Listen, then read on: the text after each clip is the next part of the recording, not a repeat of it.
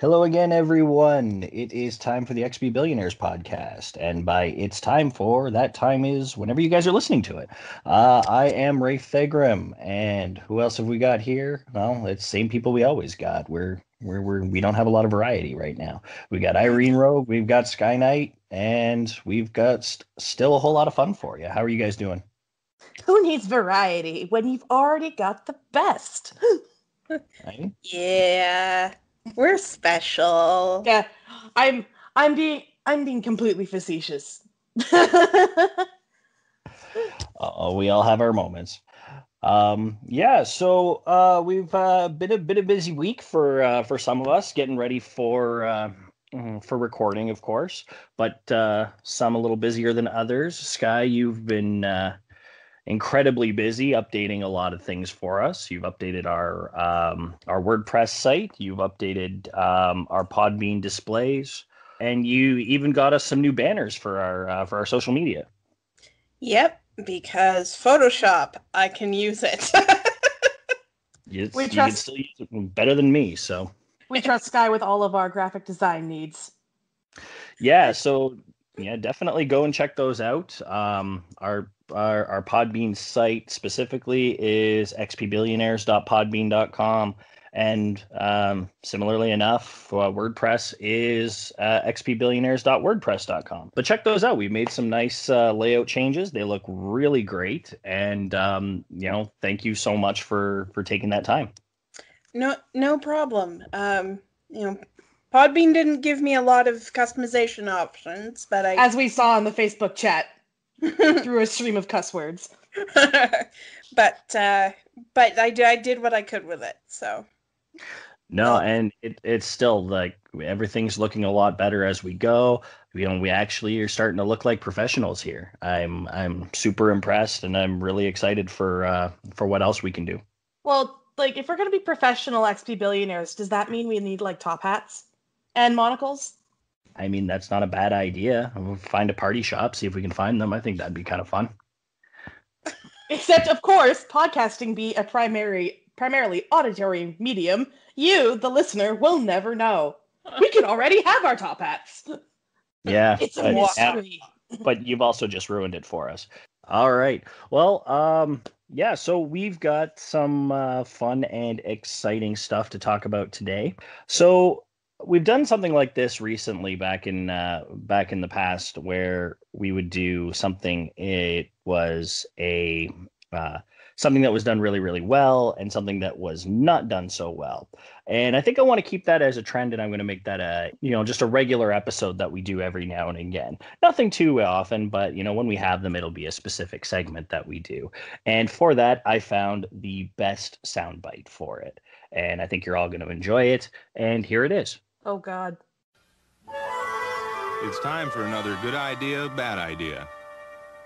Okay, so yeah, that is that's going to be what you hear every time we have an episode like this. Blast from the past and nostalgia. Yeah, anybody who knows where that's from is awesome. Everybody who doesn't, look watch on, find out. Okay. Yeah, that too. A surprisingly good cartoon from the 90s that has held up. It's not only held up, but had so many jokes I didn't get until I was an adult, and that was fantastic. I mean, Disney always snuck in a couple into movies, but I think that's one of the first, from my memory, first animated cartoon TV shows that were clearly playing to multiple audiences. It did seem like that, yeah, definitely. But anyway, we're talking RPGs, not cartoons. Let's leave that to the cartoon podcast. Let's give them something to talk about. For this week, we're going to talk the good ideas and bad ideas in one of the most commonly used pieces of optional content in RPGs, and that would be the mini game. So whether or not you're doing any type of side quests or whatnot, there's always somewhere where you're going to find a little mini game you can play that will give you a little bit of distraction.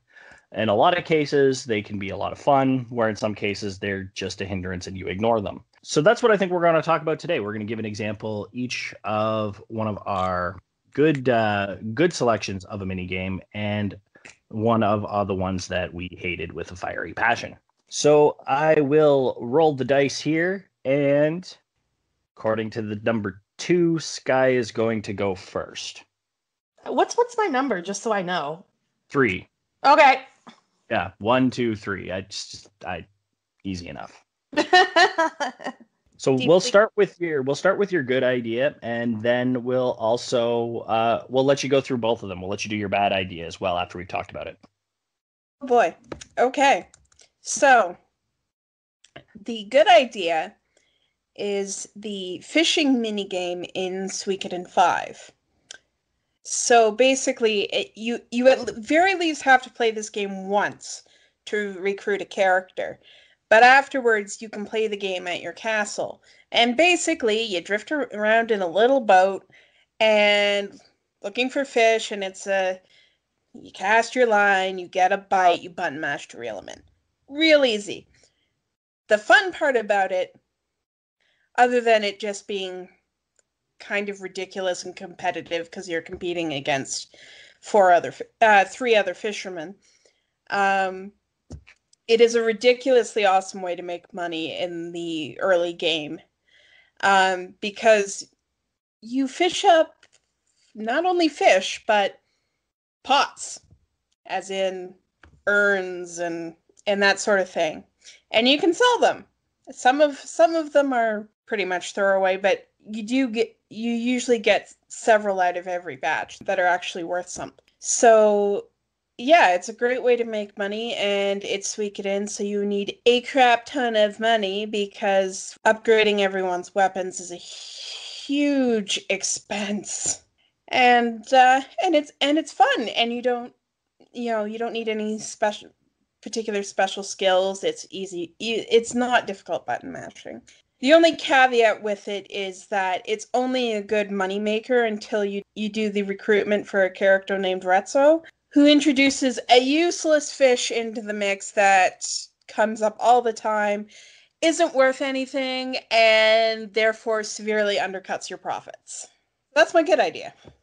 Okay. No, that's really interesting. And I know Suikoden has always given us a lot of different mini games, and of them all, I was actually surprised you chose that one over the dice game from the first one, which was just like the mechanics on that were completely broken, and it was almost like ridiculously easy to max out your money.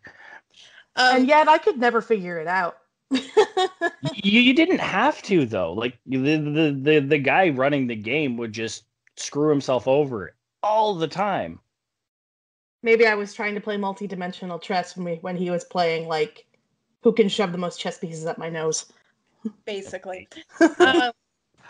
No, the difference is that the fishing mini game is just fun in and of itself. I would only play the dice game to make money. There's not much inherent enjoyment in playing that mini game. I mean, it's fine, but it doesn't give me the same sort of sense of fun that the fishing mini game does. I actually have a little bit of a headcanon where I believe Gaspar, the guy who does the dice game in the original Suikoden, I think he's throwing the game in Tyr's favor and cleaning out everyone else to make funds. So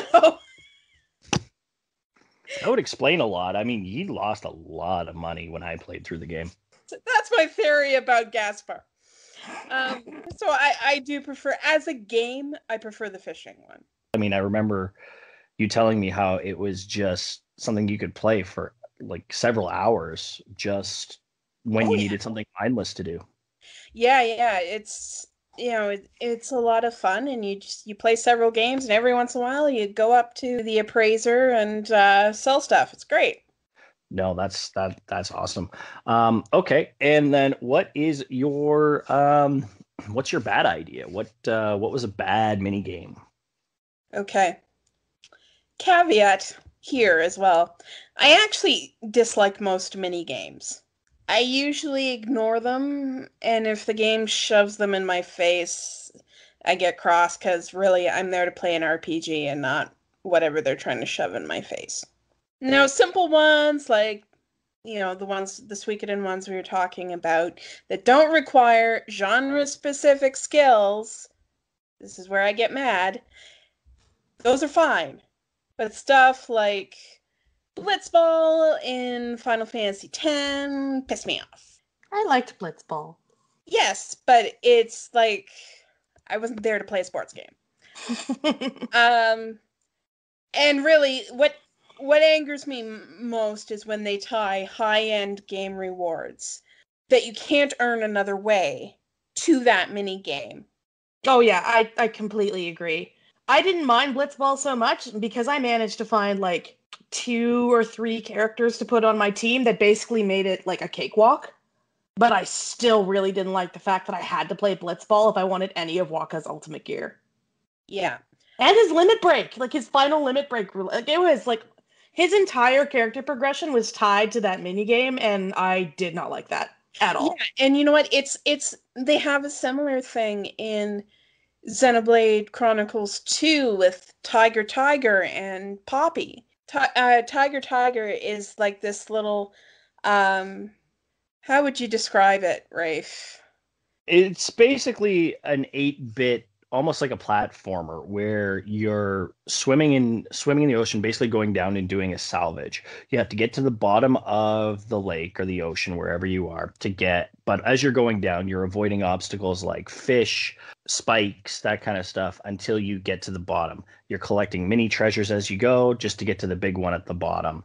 Now, the thing is that you also have to go back up after you've collected the big treasure, but you don't have access to using your weapon. You're just going back up as fast as you can, and it's always scrolling. So it's moving. You have to keep up with it, otherwise you could get crushed. And any enemies you didn't defeat are still waiting for you on the way back up. So you have to kind of remember your route when you go back up. But yeah, the rewards that you get are specifically points that allow you to open up slots for your Poppy Blade, and also the equipment that you can put into those slots. Yeah, it's you have to play this game to really get the most out of Poppy, and actually for quite a while at the beginning of the game, you have to use Poppy. So, like, they super shove it in your face. Now,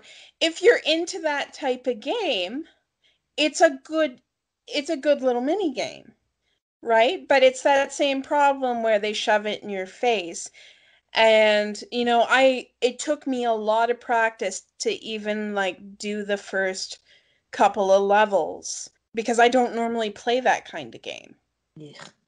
Yeah, at least like with Waka, I was able to just like abandon him essentially, because there was one run through I did of Final Fantasy X where I decided I was getting everyone's ultimate weapons and limit breaks, everyone's, and I did it, except for Waka's, because I actually lost the last game, and it took me like a couple of hours to go through, and then of course the like seal or sigil or whatever I needed was in the prize rotation again, and I was like, well, I'm not waiting to complete this, and I just ran at the final boss and steamrolled it, because you don't really need anybody's but Yuna's. 1 MP plus break damage limit plus holy equals Yuna does everything. It's hard to completely abandon Poppy because there are only 5 playable characters, 3 in your party. And depending on what you do, this is going into major spoiler territory, so I'll keep it vague. You may only have access to 4 of those characters at once. So developing Poppy is necessary to at least a certain extent. And especially since you are stuck with Tora and Poppy at the beginning of the game. So yeah, it's really hard to abandon them fully.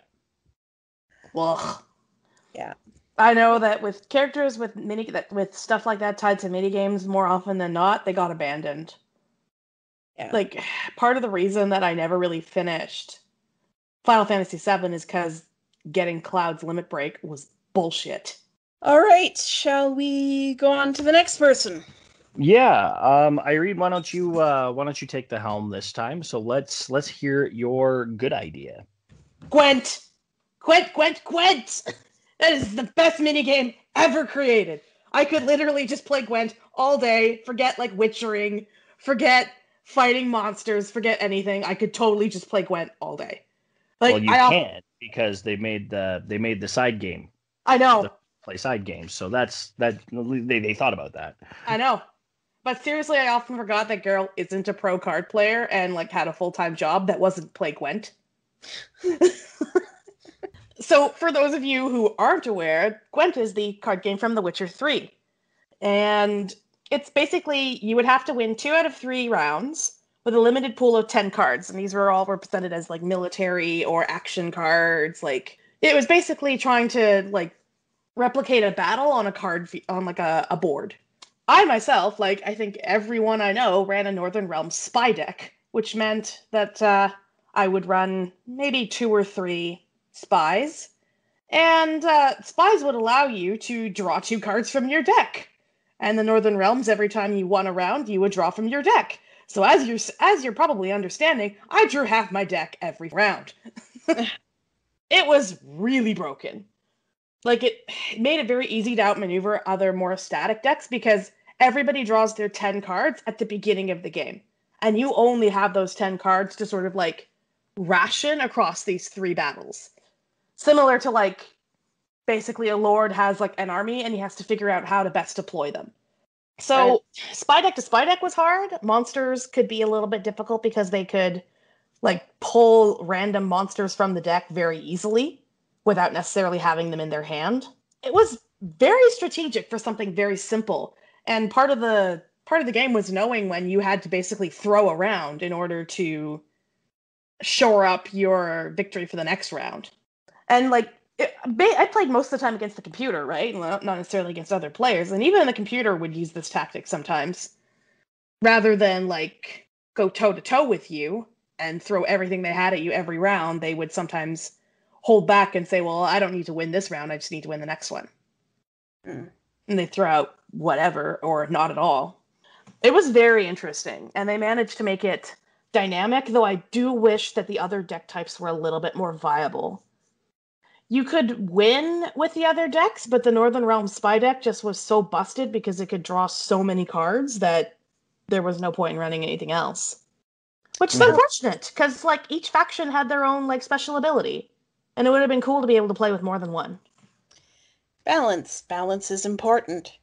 Yeah, well, I'm pretty sure that's part of the reason why they made the standalone game, because I remember playing the standalone too, and it had a few subtle differences that I felt made it a little bit more balanced. Yeah, because like part of what I would do, and of course the other team would do this as well, is I would use the decoy and some res cards as well. So if an opponent would place a decoy, like would place a spy on my side, I'd use a decoy and put it in my hand and then just return it to their side. Mm-hmm. And if I couldn't do that, then I would resurrect the spy the next round. You see, I would basically had a ton of options to get that spy redeployed and then draw more cards. I see. So they would have definitely had to rebalance it for like just a standalone game, because like everyone would be running the same deck and it wouldn't be very fun at all. No, you're absolutely right. Okay, what is your bad mini game? Like Sky, most of them. I don't really think I've ever had a mini game grab me like Gwent did. I generally don't mind things like arenas because they're there to like sort of challenge the skills you've honed in the rest of the game. But even then, as I said previously, I'm not really a big fan when major character unlocks are tied to that arena, because they tend to put them at the very bottom rung, and the bottom rung's either impossible or like just it takes so much grinding to be able to get to the point where you can actually fight them that it's almost not worth it. But I will say that I think almost worse are just the really cringy minigames. And I'm going to pick on Kingdom Hearts 2, because that's what I've been playing lately. And I'm going to talk about Atlantica, because holy shit. It is so bad, I think I actively blocked it out of my memory so that I can continue to love this game. Because I went to that place and I was like, it all came flooding back, like some sort of post-traumatic flashback. Just like, oh my god, I remember this now. How did I forget about this? I remembered it not being combat, but how did I forget that they'd stuffed it full of this like cringy rhythm game? And like, I think the idea was like, let's let's enjoy some like classic Disney music. Like we have all of this music at our disposal. Let's make it fun and leverage it. And I'm like, oh, you like went just a little too far in like you tried so hard to be campy, and it's not. It just went a little bit too far in its attempt to like cash in on that nostalgia, right? Mm-hmm. So it's for me, I'm like, oh my god, just make it stop. I would rather. So everybody who's ever had parents and have watched a movie with their parents and knows that whenever there's a sex scene in the movie, everyone goes completely silent and waits to just basically die. It's so awkward. I would rather do that than play those mini games in front of my mother.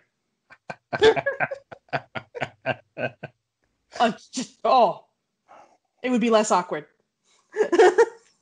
All right, fair enough. And I still love Kingdom Hearts 2, but I'm just like, every time I have to go back to Atlantica. And there is like a plot around it as well. It's not like I could just ignore it. Exactly. Mm-hmm. Okay, well, I guess that's my turn then.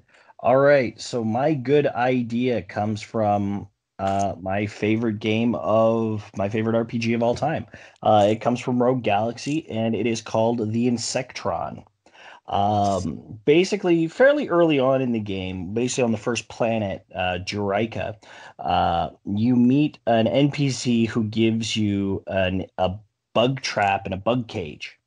So the way it works is while you're exploring, while you're fighting, whatever you want to do, you can place the trap anywhere on the map and put a little bit of bait in it. And then you run away from it. You have to be a certain distance away, and you just go about and do some stuff. You do some fights. You can advance the plot and come back later. Eventually, you get notified that the trap has been triggered. So you have to go back and see whether or not the insect has either managed to break free, steal the bait and run, or if you caught it. And if you caught it, it then goes into your bug cage. And these little guys were pretty adorable. There's so many different varieties of them. There's like, I want to say 8 or 10. But then your goal is to feed them, train them, to raise them. You can even breed them so that you can get stronger versions and make some mixed colors, that kind of stuff. It was really cool. But once you've done all that and you're ready to go, on another planet, there is the Insectron tournaments, where you can go and play a 5-on-5 battle with these little bugs. You play them on like a 5x5 chessboard, and basically last team standing wins.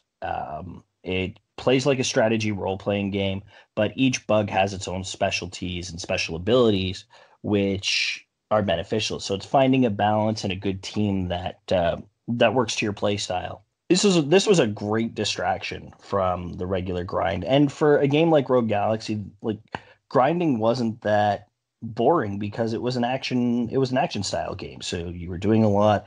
They made some of the enemies harder to just beat up. You had to either jump on them first before you could actually do damage to them, things like that, or you had to shoot them with your secondary weapon. So there was a lot of variety there, but when you just really wanted a break, like this was one of the best things you could do, was just go back and go through it. And a lot of the rewards that were available through the Insectron tournament, while they were great, they weren't game breaking or anything like that. So it was a purely optional thing for you to go through, but it was just so much fun. The cool thing too about it is that if you knew you had a friend who was playing the game with you or on their own, you guys could get together with each other's memory cards, boot them up, and have an Insector fight. I think that was actually a really cool way back before we had online multiplayer, because this was PS2 era. We did not have all these luxuries, but being able to just import your data for just a little bit of a fight, I kind of liked it. And you were wrong about the numbers. Really? There's like 18 different Insector families. Was there really? Yeah, there's a huge number of these little bugs. Oh man, That's okay. the families, yeah. And all the little variations there within. Yeah. But they all had cute, like, they had different little abilities. Like, I always like the flipper one. It's the flipper beetle, yeah. Yeah, because it looked like its head sort of grew out into like a spatula, and you just flipped enemies over. Yeah. Yeah, like each variety. One was a spatula, one was like a bulldozer flipper. They made them really, really adorable and cute. There was also the cannon bugs that I can think of offhand too. Eventually, they had this really big snout that would shoot bullets, and one of them ended up being a heart shape. But they were adorable. It was such an excellent experience. But yeah, that's my good one. As for my bad idea for a mini game, I had to dig deep because I couldn't easily think of a specific one. There's so many out there that I couldn't think of. But I finally thought of one that took the cake. And it was this random side card game in Xenogears for the PS1. So the goal of the game was a one-on-one battle against the CPU player, and similar to Gwent, it's just NPCs around that you could just randomly challenge to a game. It used a standard poker deck cut into halves, and then the cards were bigger than you, the player, like the actual your avatar, and one card would be put into the center two cards would be put into two separate piles in the center, and it would be a specific number. Your goal was to place a card from your hand of 4 onto there that was either one number higher or one number lower than either of the piles. The way to do that was that you had to walk or run over on top of that card and then hit a button to do that, to actually move the card. The game was just flawed in terms of its mechanical application. Now, this is back in the PS1 era, so you can kind of forgive it, but at the same time, for a reflexive game like that, where the CPU was always faster, it was just really, really hard to accept.